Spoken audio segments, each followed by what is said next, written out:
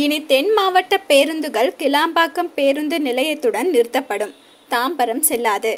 Peak ஹவர்களில் தாம்பரத்தில் ஏற்படும் போக்குவரத்து நெரிசலால் வேலைக்கு செல்வோர் மற்றும் கல்லூரி மாணவ மாணவிகள் பெரும் சிரமத்திற்கு உள்ளாகின்றனர். ஆம்புலன்ஸ் வந்தாலும் கூட வழி கிடைப்பது இல்லை என்பது மிகவும் வருத்தத்திற்கு உரிய விஷயமாகும். அதனால் தாம்பரத்தில் ஏற்படும் போக்குவரத்து நெரிசலை குறைக்கும் பொருட்டு சென்னை மாநகர போக்குவரத்து கழகம் முக்கிய முடிவை எடுத்துள்ளது. அதன்படி தென் மாவட்டங்களில் இருந்து சென்னை நோக்கி வரும் பேருந்துகள் அனைத்தும் கிளாம்பாக்கம் பேருந்து நிலையத்திலேயே தடுத்து நிறுத்தப்படும். தாம்பரம் வரை பேருந்துகள் இயக்கப்படாது என்று தெரிவிக்கப்பட்டுள்ளது.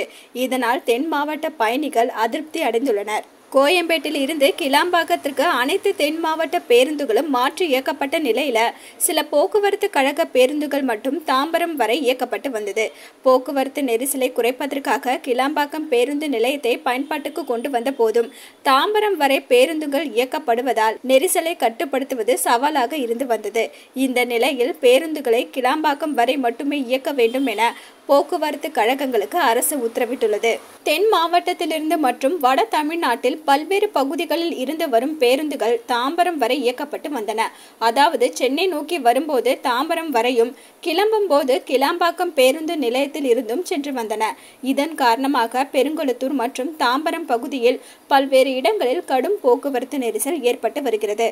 இது தொடர்பாக வெளியிடப்பட்ட செய்தி குறிப்பில் கூறியிருப்பதாவது: தாம்பரத்தில் ஏற்படும் போக்குவரத்து நெரிசலை தவிர்க்கும் பொருட்டு தாம்பரம் போக்குவரத்து காவல்துறை வழங்கியுள்ள பரிந்துரைப்படி தமிழகத்தின் தென் மாவட்டங்களில் இருந்து செங்கல்பட்டு, திண்டிவனம் வழியாக தாம்பரம் வரை இயக்கப்பட்டு வந்த அரசு போக்குவரத்து கழக பேருந்துகள் அனைத்தும் மார்ச் 4ஆம் தேதி முதல் கிளாம்பாக்கம் பேருந்து நிலையம் வரை மட்டுமே இயக்கப்படும்.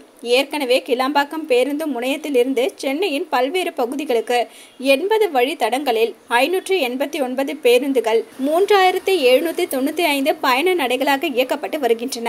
இந்த நிலையில் போக்குவரத்து துறையின் இந்த முடிவை கருத்தில் கொண்டு தற்போது பயணிகளின் நலன் கருதி கூடுதலாக 104 பேருந்துகள் 816 பயண நடைகளாக இயக்க நடவடிக்கை எடுக்கப்பட்டுள்ளது என்று சென்னை மாநகர போக்குவரத்து கழகம் தெரிவித்துள்ளது. அலோ சிட்டி டிவியை லைக் பண்ணுங்க, ஷேர் பண்ணுங்க, மறக்காம சப்ஸ்கிரைப் பண்ணுங்க.